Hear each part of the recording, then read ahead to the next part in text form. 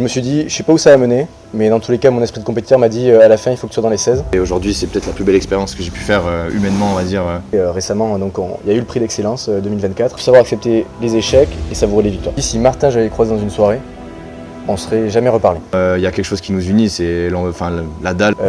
Ferme ta gueule et fais, on passe à l'action. Pour moi, l'entrepreneuriat, c'est une conviction profonde sur un sujet. Rejoignez la place. Bonjour à toutes et à tous, on se retrouve aujourd'hui pour le premier épisode des Insiders. Les Insiders, c'est quoi? On va à la rencontre de nos alumni et ils vont nous partager leur retour d'expérience avant et après Escadrille. Aujourd'hui, on est avec Martin, l'ancien président d'Escadrille, et Théo Bousquet, l'ancien vice-président. Ils vont se présenter l'un l'autre. Théo, tu vas présenter Martin. Martin, tu vas présenter Théo. Très bien. Bon, du coup, je vais commencer. Donc, à côté de moi, j'ai Martin Pin, ancien président d'Escadrille Tout Junior Conseil. Il vient de la zone de Valence, donc dans l'est de la France. Et donc du coup, on s'est connus via Escadrille, et donc c'est une personne que je dirais avec beaucoup d'humilité, et aussi je dirais que c'est une personne qui a une belle vision stratégique et une belle réflexion sur le court et long terme. Du coup, Théo Bousquet, donc, originaire de Béziers. Donc Théo, pour le décrire, compliqué, beaucoup de choses. Non, ouais, Théo, c'est quelqu'un de très ambitieux, quelqu'un qui sait, entre guillemets, mettre les choses là où il faut les mettre pour obtenir ce qu'il veut, très déterminé, et quelqu'un d'audacieux aussi qui ose faire les choses, et pour reprendre sa plus belle citation, ferme ta gueule et fais, pour le décrire serait parfaite. Ok, quelque chose à ajouter? Alors, on pourrait ajouter que Martin et moi, donc, le parcours, on l'a commencé à Escadrille, Tout Junior Conseil, et en fait il se continue aujourd'hui sur un nouveau projet qui s'appelle La Place. C'est aujourd'hui une entreprise qu'on monte à deux, qui vise à être la passerelle entre le monde étudiant et le monde professionnel, mais je pense qu'on aura l'occasion d'en parler un petit peu plus après. Ok, du coup on va faire une petite rétrospective. Comment vous étiez plus jeune? C'était quoi qui vous drivait avant d'arriver à l'école de commerce et avant de rentrer à Escadrille? Donc si je prends le Théo Bousquet, quand il était jeune, c'était une personne qui a toujours été très ambitieuse, très sportive, beaucoup dans la compétition, mais quand même qui avait un vrai manque de confiance en lui. Il se trouve que la prépa ensuite m'a permis de prendre d'agir sur des compétences qui sont plutôt intellectuelles, de comprendre que j'avais une belle réflexion sur qu'elle soit macro, micro, sur différents secteurs et activités. Et ensuite, là où j'ai vraiment eu la révélation et la vraie prise de confiance, elle s'est faite à l'école de commerce, donc TBS Éducation, mais surtout à Escadrille. Je dis souvent que je suis un pur produit de cette junior entreprise, où j'ai commencé avec forcément peut-être des lacunes techniques. Thibaut Elie, s'il nous écoute, pourra confirmer tout ça. Et après, peu à peu, mes forces qui étaient la prise de parole, des choses comme ça, on peut prendre en maturité. Et aujourd'hui, je dirais que ça m'a permis de comprendre ce que je voulais faire, c'est-à-dire l'entrepreneuriat. Aujourd'hui, j'ai envie de monter des projets, aller être au contact des autres. Je suis très tourné vers l'écosystème, c'est pour ça qu'on a aujourd'hui de la place avec Martin. Et donc ça m'a permis de comprendre ce que je voulais faire et de m'assurer que j'étais dans la bonne voie. Du coup, moi, déjà tout mon collège et tout mon lycée, j'étais en sport-études, donc ma vie se résumait au foot. Enfin, je faisais du foot. J'étais assez introverti, un peu timide, je parlais pas trop, mais aussi très scolaire. Enfin, je voulais des bonnes notes, donc je travaillais beaucoup. Moi, j'ai fait prépa un peu choix logique, dans le sens où j'ai toujours eu un cadre, que ce soit au collège, au lycée, avec le sport. J'aimais ce cadre, j'aimais, entre guillemets, être un peu sous pression, à avoir beaucoup d'intensité dans ce que je faisais. Donc pour moi, la prépa, c'était un peu logique. J'avais pas forcément d'ambition d'aller en école de commerce, mais je voulais ce cadre et, entre guillemets, aussi ce niveau intellectuel. Moi, la prépa, j'ai vraiment adoré. Tout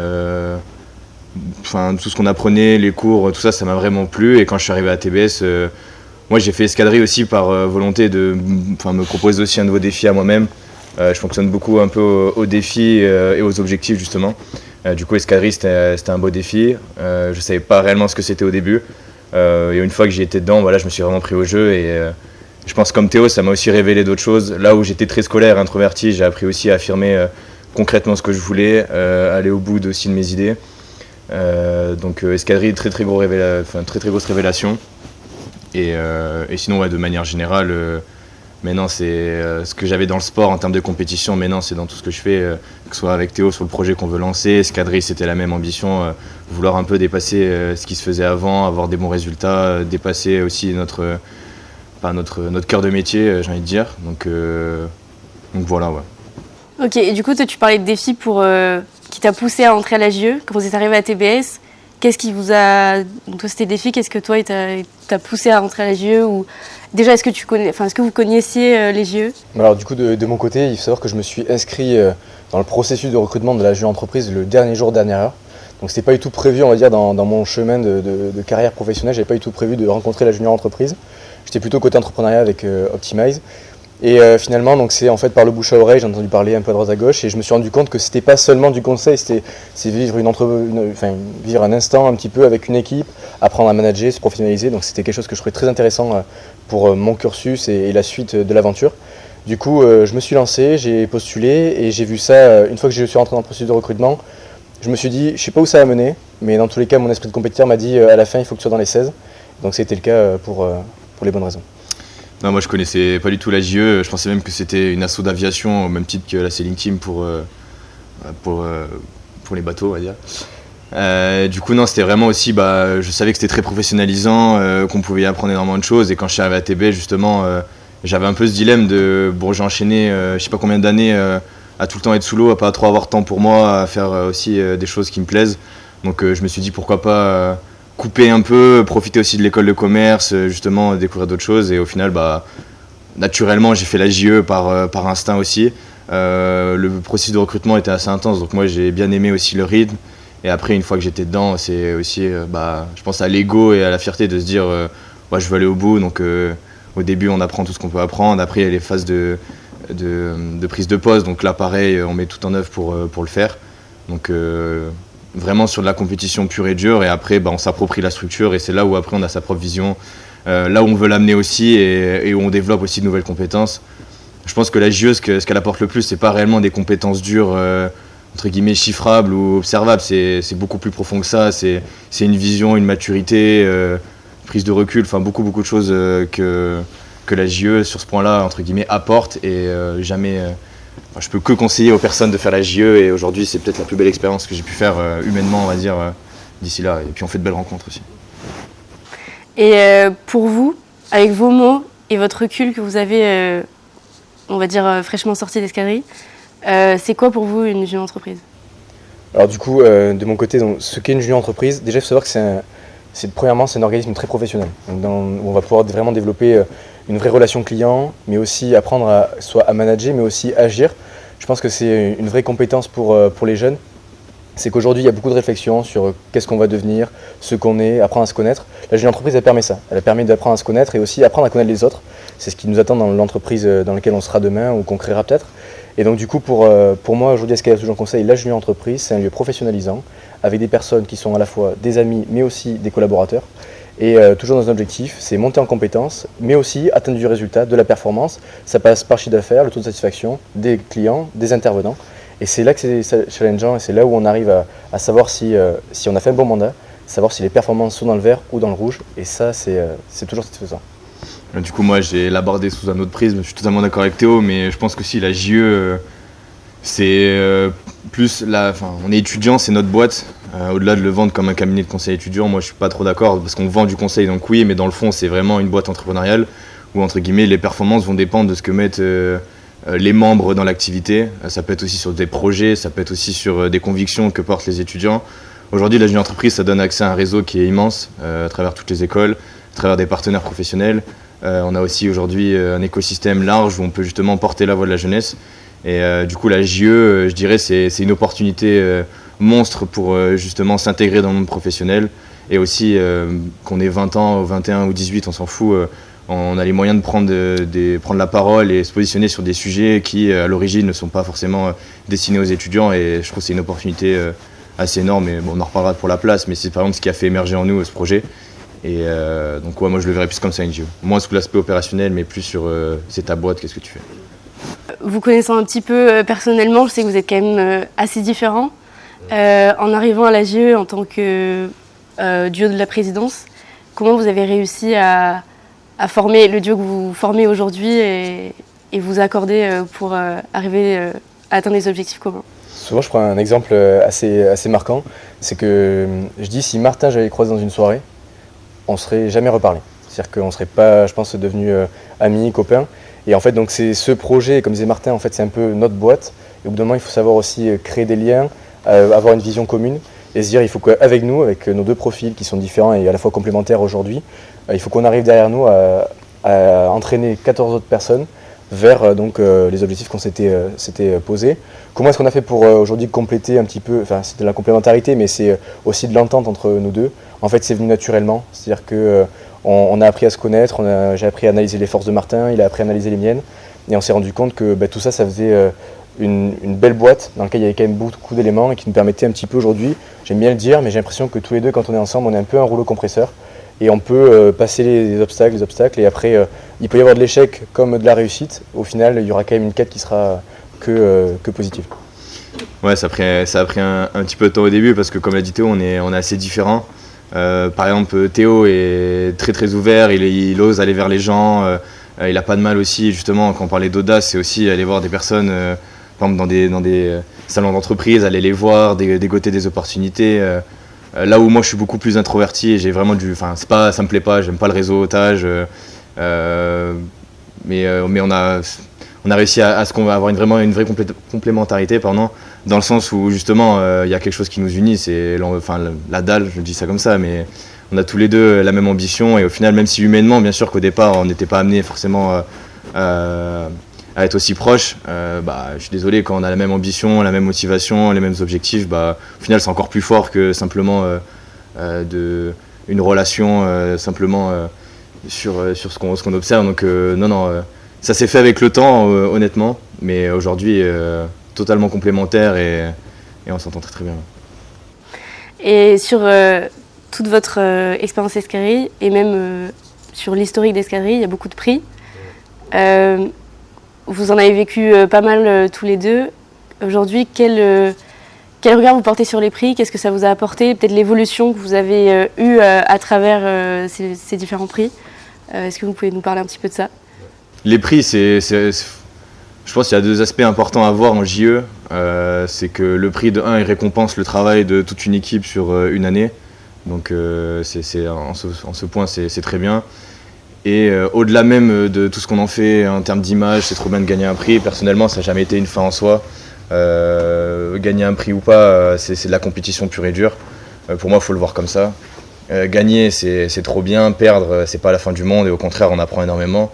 Et le plus important dans les prix, justement, c'est le faire, entre guillemets, engranger tout ce que la JE a fait, arriver à le retranscrire sur un dossier, après aller le pitcher devant des professionnels qui n'ont pas forcément aussi ce regard interne de ce que nous on a pu faire. Donc humainement c'est très fort parce que justement là on développe des compétences qui ne sont pas mesurables directement, mais en termes d'aisance orale, en termes de capacité aussi capacité à synthétiser des choses, à être concret, à être direct, des compétences aussi techniques sur créer un dossier, des PowerPoint. Donc là-dessus, c'est énorme. Et moi, les prix, ce que je retiens le plus, c'est l'aspect humain et de l'aspect compétition. Un prix, c'est une compète, il faut gagner, point barre. Et gagner ou perdre, c'est pas grave. L'idée, c'est justement d'aller au bout de ses convictions et de son idée, je pense.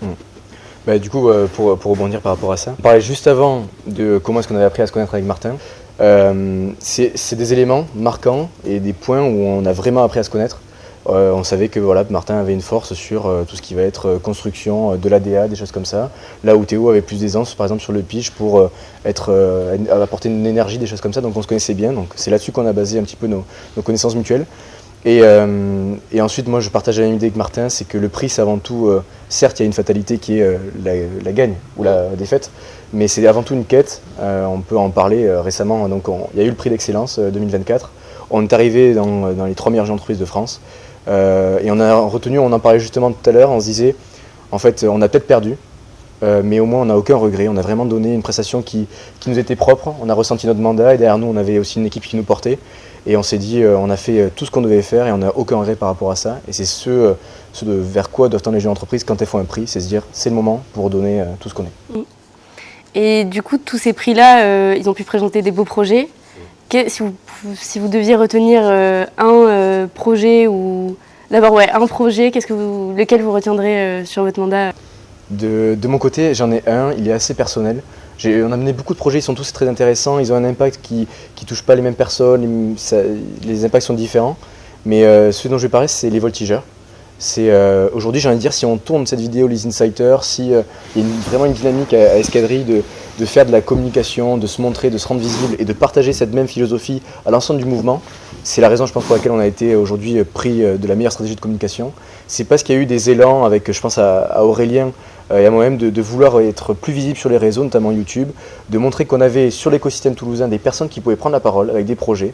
Alors on n'a peut-être pas des Anthony Bourbon, on n'a peut-être pas des personnes qui aujourd'hui ont un gros écosystème, mais on a des entrepreneurs qui sont impactants également. Et c'était aussi cette série le moyen pour nous d'aller à leur contact et d'apprendre à leur côté. Donc c'est le projet que je retiens et celui qui m'a le plus drivé, et je suis content que c'est finalisé par en fait cette gagne, donc je dirais du prix de la meilleure stratégie de communication. Moi j'ai beaucoup de projets, mais plus globalement c'est aussi à l'image de moi comment j'ai vécu la junior entreprise. Moi je l'ai moins vécu sur l'aspect business, performance commerciale autre, c'était vraiment plus sur impact et justement un peu lié à la jeunesse, donc je dirais par exemple l'étude MEDEF. Du coup c'est aussi avec Théo qui est à l'initiative auprès du Comex 40 du MEDEF, où là on a pu mener une étude auprès aujourd'hui des étudiants et leur perception du travail. Et je trouve cette étude, elle est un peu à l'image aujourd'hui de tout le travail qu'on a voulu faire sur le mandat, sur aujourd'hui donner la parole aux jeunes, aussi valoriser le modèle junior entreprise auprès des entreprises justement, ou même auprès de l'école. Donc tout ce travail autour justement aujourd'hui de la reconnaissance et de la valorisation de l'engagement. Moi c'est ce qui m'a le plus plu et ce que je retiendrai le plus du mandat, que ce soit ce qu'on a fait aussi avec M. Bellassène pour les associations, ce qui se fait aussi dans les juniors entreprises avec tous les partenariats, tous les projets qu'on a menés aussi à leur côté. Donc vraiment globalement ce serait sur cet aspect-là et c'est aujourd'hui quelque chose qu'on peut encore une fois utiliser pour notre projet avec Théo et moi c'est ce qui me drive le plus et ce qui me plaît le plus, et je sais qu'à terme ça ira au bout, et comme on le dit souvent avec Théo, c'est des convictions, et les convictions en soi, faut vraiment, quand on en a, faut pas les lâcher, aller au bout, et là-dessus c'est un truc sur lequel je pense qu'on est aligné et on ira au bout là-dessus. On a parlé de projet, c'est quoi vos meilleurs souvenirs sur votre mandat ? Meilleurs souvenirs. Alors moi j'en ai deux, j'en prends un on va dire plutôt esprit d'équipe et un autre plutôt perso. Le premier c'est des flashs souvent que j'avais quand on faisait des prix, qu'on gagnait ou que c'était un peu dur, des choses comme ça, et je me disais il faut que je le fasse pour la team. Du coup en fait on investit beaucoup dans les moments conviviaux, les moments collectifs, et on a notamment les vacances junior entreprise où là on était parti par exemple à l'île de Ré. Et en fait, je nous revois sur les différents moments, que ce soit les tables, les tablés où on était tous ensemble, c'était le dernier moment où on était à 16, mais aussi, je sais pas, des moments, des activités qu'on pouvait faire, comme le surf, des trucs comme ça. Donc il y a ça, et sur l'aspect un peu plus pro et perso, moi c'est le grand oral qu'on a fait avec Martin, Léa-Marie et Titouan. On était à Tour First à EY. C'est un moment de pression où on a un jury professionnel qui nous évalue. Il y a du stress, il est positif ce stress, et c'est hyper challengeant. Et pour moi en plus il y avait un petit côté, une petite revanche un peu sur la vie, parce que l'année d'avant j'avais encore un manque de connaissances, qu'elles soient techniques, mais aussi j'étais pas encore assez complet sur le profil junior entreprise. Et donc du coup je manquais un peu de recul, ce fait que j'ai pas pu faire ce prix. Et cette année je voulais donner la meilleure version de moi-même, j'aime bien dire ça. Et c'est ce que j'ai, je pense, pu faire, et on est très heureux de l'avoir fait comme ça. Donc c'est un bon souvenir. Moi je dirais surtout tous les moments au local. Donc on passe énormément de temps local, que ce soit en journée, le soir, on peut vraiment avoir des horaires assez tardives, et justement passer une certaine heure, des fois un rien peut faire partir un fou rire pendant des heures, et ça c'est des moments quand même qui marquent. Enfin je trouve ça arrive de temps en temps, ça arrive souvent, et à chaque fois c'est des beaux souvenirs. Et sinon plus récemment je dirais l'Oktoberfest, à savoir le jour où on a annoncé les résultats du coup au nouveau mandat, donc Magali et toute l'équipe. Donc déjà le matin on les a appelés, et après l'après-midi où justement c'était un moment tous ensemble, tout le monde avait la veste, on voyait que la pression était redescendue du coup pour ceux qui avaient fait les épreuves, et franchement c'était vraiment cool à voir, et ça faisait plaisir. Donc je dirais ces deux moments-là. Est-ce que vous avez un message pour peut-être des amis cibles qui nous regardent, qui hésitent à rentrer dans une JE ? Alors surtout, faites comme moi, c'est-à-dire présentez-vous à la junior entreprise. Allez tester ces recrutements, allez-y, allez vous challenger un petit peu. On ne connaît pas le résultat final, on ne sait pas aujourd'hui si la junior entreprise c'est fait pour vous ou pas, si vous allez vivre cette aventure. Mais vous verrez, ce recrutement, il est fait aussi pour apprendre à se connaître, savoir où sont nos failles, là où est-ce qu'on peut s'améliorer, améliorer aussi aujourd'hui les points forts qu'on peut avoir. Donc lancez-vous, la junior entreprise, c'est comme j'ai pu en parler avant, c'est pas professionnalisant, c'est aussi une aventure humaine et il y a aussi un esprit de convivialité, on profite également, c'est ce qui fait la beauté de cette aventure. Donc surtout, allez voir, dès que vous voyez une veste, allez voir la personne et lui, tu peux me parler un peu de ton aventure? Parce qu'on est tous les deux ici, mais il faut que d'autres personnes aussi puissent en parler. Faites la JE, faites les recrutements. Moi de base je les avais vraiment fait sans réelle vision de pourquoi je les faisais. Je connaissais pas réellement la junior entreprise et au final on se prend au jeu et je pense à l'image des prix, c'est aussi une forme de défi qu'on peut s'imposer à soi-même. Dans tous les cas on en sort gagnant. Ce qu'on va apprendre sur les épreuves, ce qu'on va apprendre aussi un peu sous pression, ce qu'on va apprendre dans l'adversité, c'est la meilleure école de la vie. Je pense qu'il faut justement avoir des expériences comme ça qui nous sortent un peu de notre zone de confort, qui nous poussent à justement se découvrir aussi un peu pour justement progresser. Et les épreuves pour entrer à la junior entreprise, c'est aussi le but. Et après, une fois qu'on est dans la junior entreprise, pendant un an, il n'y a que ça. Et meilleure école de la vie, je pense, pour votre carrière, même personnellement. Vous faites des rencontres exceptionnelles et vous vivez à 200% votre expérience ATBS, étudiante et même expérience de vie, quoi. Donc faites-le. Maintenant on ferme le chapitre JE. C'est quoi la suite? Alors la suite, on va vous expliquer un petit peu comment ça s'est passé. On a un audit donc, qui se fait à peu près vers le mi-janvier, donc 18 janvier pour nous. Et avec Martin, on se dit voilà très bien, clap de fin junior entreprise, on repart à des occupations qui sont un peu plus personnelles, on se dit qu'est-ce qu'on va faire.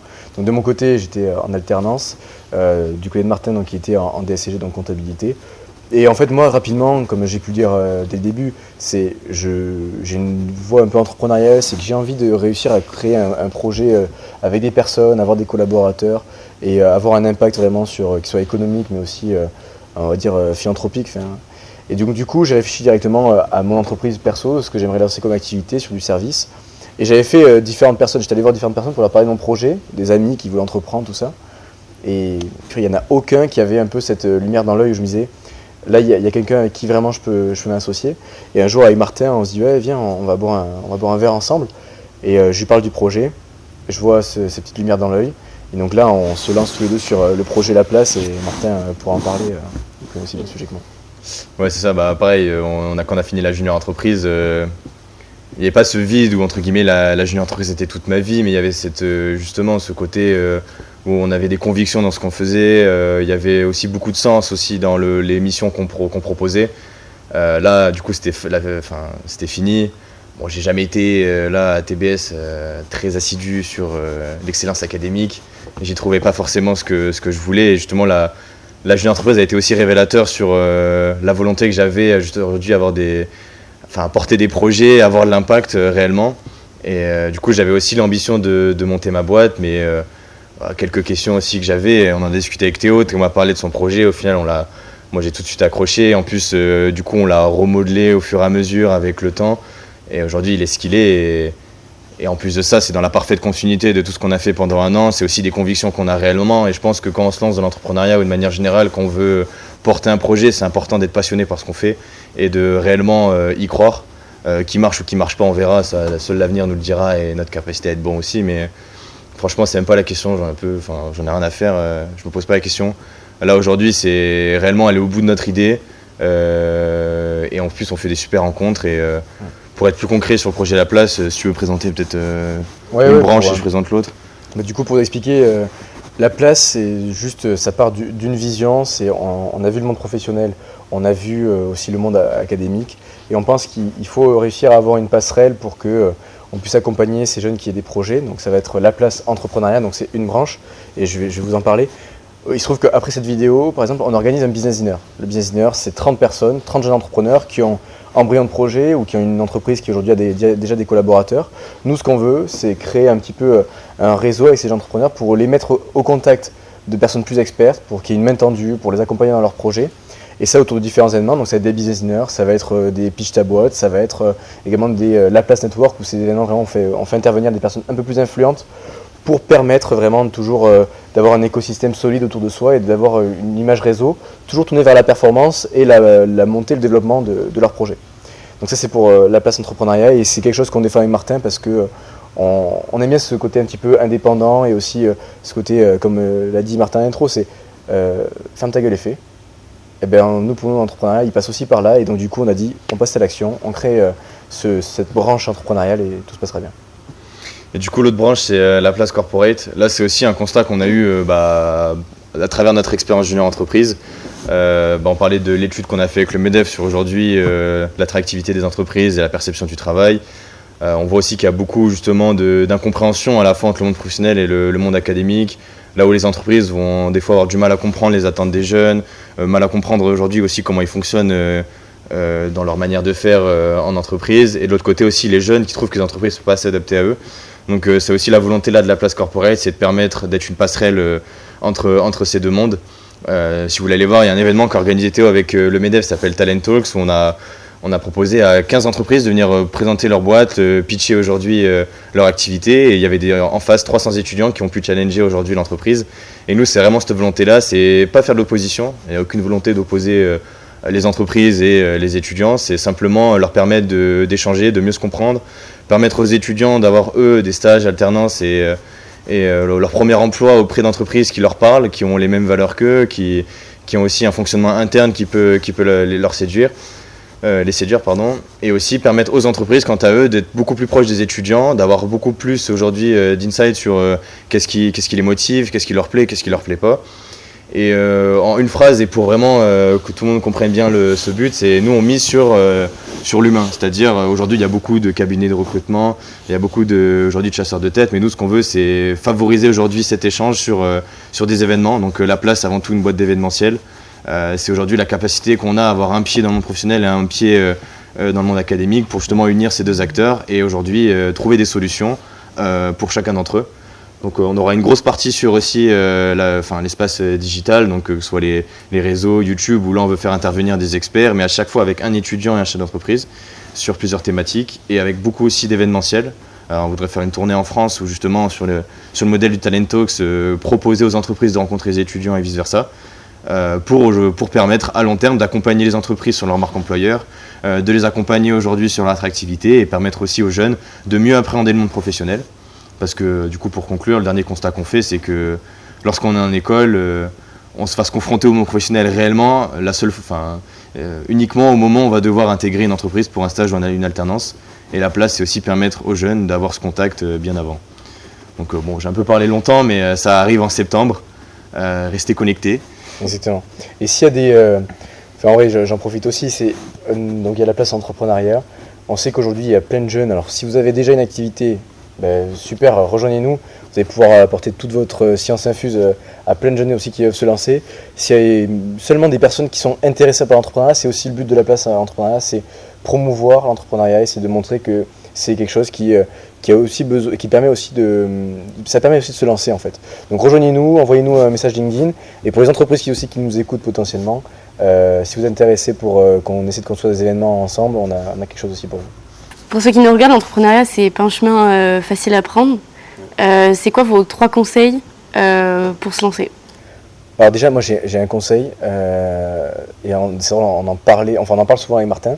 C'est qu'on voit beaucoup d'entrepreneurs, ou si on prend plein de podcasts, il y en a plein qui disent alors il faut être persévérant, il faut travailler plus que d'autres. Alors moi je suis totalement en ligne avec ça, mais j'ai envie de dire maintenant c'est tellement dit et dit que ça peut paraître un peu bullshit quoi.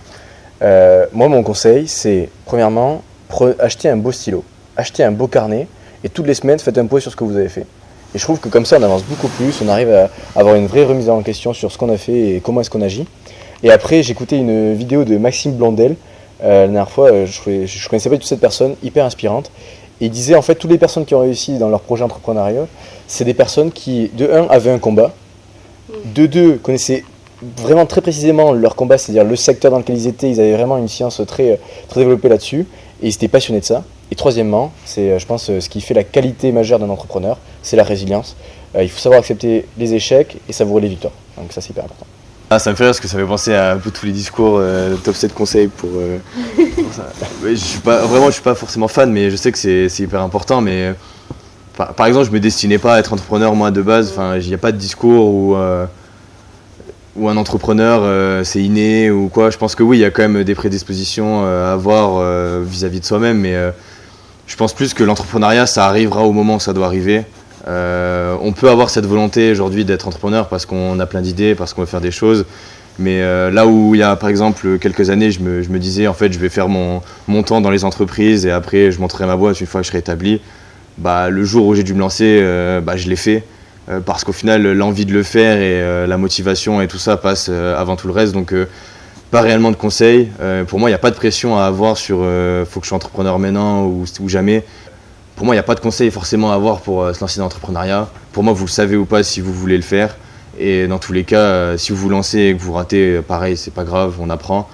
Et je pense que ce qui est important, c'est de savoir, on s'en fout de se casser la gueule, on s'en fout d'avoir des échecs. Ce qui compte, c'est justement de toujours continuer. Ouais, ça revient à la résilience que disait Théo, mais plus largement, pour moi, il n'y a pas de mythe sur l'entrepreneuriat, c'est juste, vous avez un projet, faites-le, et si vous le faites, tant mieux, et si vous n'arrivez pas à le faire, c'est que vous n'êtes pas prêt, ou qu'il y a d'autres choses à voir avant, mais pour moi, l'entrepreneuriat, c'est une conviction profonde sur un sujet qui vous tient à cœur, sur lequel vous êtes prêt à investir tout votre temps, toutes vos pensées, toute votre énergie, et pour moi, on apprend aussi un peu sur le tas, quoi. Pour reparler un peu de la place, donc le projet, l'idée, c'est vraiment qu'il s'alimente des étudiants. On veut créer une communauté au sens strict du terme, mais l'idée, c'est que il n'y a pas de directive qui va être donnée, il n'y a pas de, entre guillemets, de volonté de prêcher la bonne parole ou quoi. Nous, ce qu'on veut, c'est justement ramener aujourd'hui du contenu et de l'information pour les étudiants. Chacun se sert selon ce qu'il veut, et l'idée, c'est justement que chacun puisse y trouver son compte. Donc la place, c'est une communauté qui s'anime d'elle-même, que ce soit sur l'entrepreneuriat. Aujourd'hui, la place entrepreneuriat, ça marchera uniquement si les entrepreneurs qui sont déjà dans la place pourront justement convier leurs amis aussi aux événements. Donc si le projet vous plaît, n'hésitez pas à en parler autour de vous, même nous en parler à nous. L'idée, c'est justement que les étudiants puissent porter la voix auprès des entreprises et rejoignez la place. Et si vous voulez savoir, on commence à Toulouse, mais on arrive très vite dans les autres villes de France pour créer des synergies entre jeunes entrepreneurs, donc rejoignez-nous. Vous nous parlez de beaux projets. Dans 10 ans, Martin, Théo, est-ce que vous êtes toujours ensemble ou vous prenez des chemins différents? Couple non plus, mais... Non, mais on ne sait pas si on sera ensemble. Ce qui est sûr, c'est que déjà, aujourd'hui, on a une aventure qui nous lie, je dirais, à peu près sur les 3 prochaines années pour sûr, parce qu'on croit beaucoup en ce projet. Aujourd'hui, on sait qu'on est un vrai duo très complémentaire, donc pour que ça continue, donc il y a du positif. Et ensuite, si on voit plus long terme, donc je pense que c'est plutôt la question vers là où elle doit être tournée, enfin là où tu veux la tourner, c'est aujourd'hui, si je prends mon cas personnel, moi j'ai beaucoup d'intérêt, enfin du moins j'aime beaucoup le secteur de l'industrie, notamment ce qui va être lié au BTP et aussi l'agro que j'aime particulièrement. Et j'aimerais plus tard réussir donc, à racheter des ETI, des entreprises qui sont donc, à taille intermédiaire et des industries pour m'implanter dedans et aussi faire évoluer ces entreprises qui pour moi sont vraiment vecteurs de croissance à l'échelle nationale, mais aussi qui représentent un vrai enjeu tant sur l'impact qu'elles peuvent représenter écologiquement et socialement. Donc je foncerai là-dessus. Du coup, déjà la place, moi, un projet auquel je crois beaucoup, et je pense que même au-delà de l'aspect performance d'une entreprise ou chiffres, il y a des vrais enjeux et sujets à faire remonter. Je pense que ça peut être aussi un projet entrepreneurial à fort impact, donc j'y compte bien déjà sur au moins les 3 et 5 prochaines années, m'y investir pleinement et aller au bout du projet, quoi. Moi, j'aimerais bien pouvoir changer des choses même auprès des ministères et porter des sujets beaucoup plus profonds que la simple entreprise. Et après, si on parle très long terme, j'ai pas de projet particulier dans le sens où j'ai toujours eu des opportunités, j'ai toujours fonctionné un peu au défi et à ce qui m'animait sur le moment, donc je sais très bien que je trouverai autre chose. Et sinon, je vais ouvrir un restaurant, donc très simple, dans 10, 15 ans max. Et moi, j'ouvre un restaurant, c'est sûr. Un restaurant et une boucherie. Ouais, je sais pas, non, en vrai, des projets comme ça où ça me ferait vraiment plaisir de le faire et je sais que je le ferai un jour, mais là, à court terme, on va dire sur 10 ans, c'est vraiment développer la place et peut-être partir de la place pour un autre projet.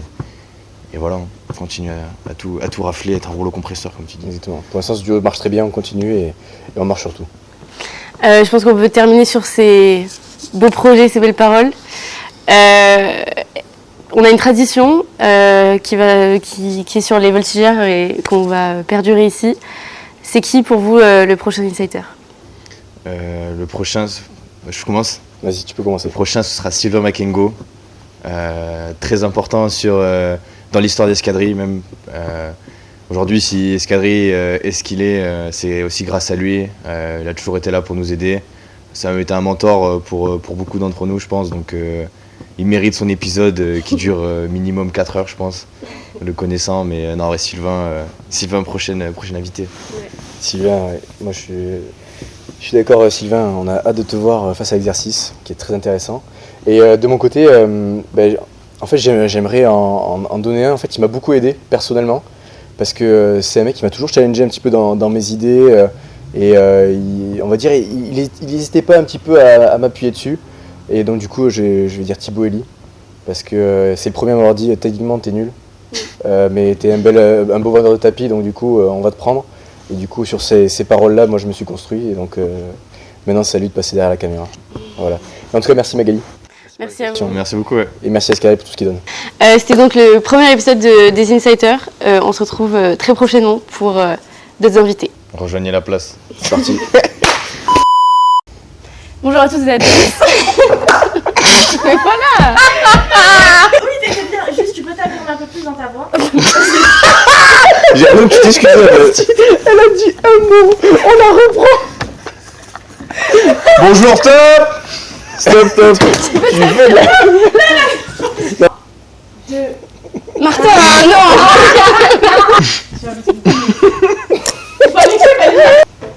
Non mais je vais dire bonjour sans Martin par exemple.